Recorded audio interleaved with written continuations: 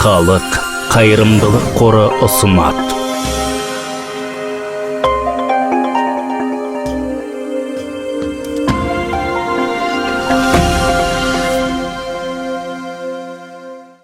Трансформатор орамы электр тоғының бір мәнін басқа мәнге айналдырады. Бұл мағынада ол трансформатордың негізгі құрамдасы ретінде қызмет етеді.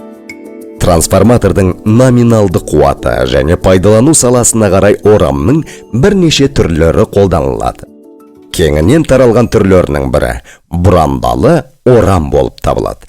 Ол спираль түрінде жасалып, әдетте төмен кернеу жағдайында қолданылады. Алайда тоқ кернеуінің өсуіне байланысты орам күрделілігі ұлғаяды.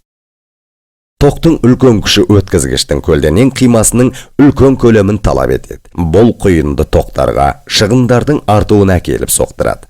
Құйынды тоқтарға шығындарды азайту үшін қатар жалғанған екі немесе одан көп өткізгішті қолданған жөн. Қазіргі кезде тәжірибеде үздіксіз қайта ауыстырылған шоғырсым пайдаланылады. Қатпарлы орам жоғары кернеу орамы ретінде қолданылады.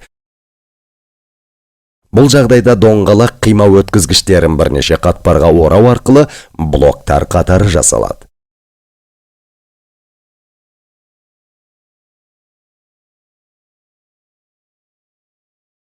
Диск түріндегі орам жоғары қуатты трансформаторларда пайдаланылады.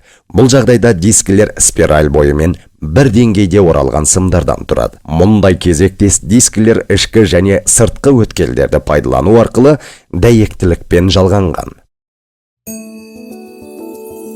Кезектес орам бірегей конфигурацияға ие. Бұнда жоғары және төмен кернеу орамы магнит сымының өзегінде орналасқан, және жоғары кернеудің әр тобы төмен кернеудің екі тобы арасында орналасады. Осылайша таралудың магнитті ағыны едәуір азаяды. Сонымен трансформатор орамдарының түрлерін талдауды аяқтаймыз. Назарыңызға рахмет.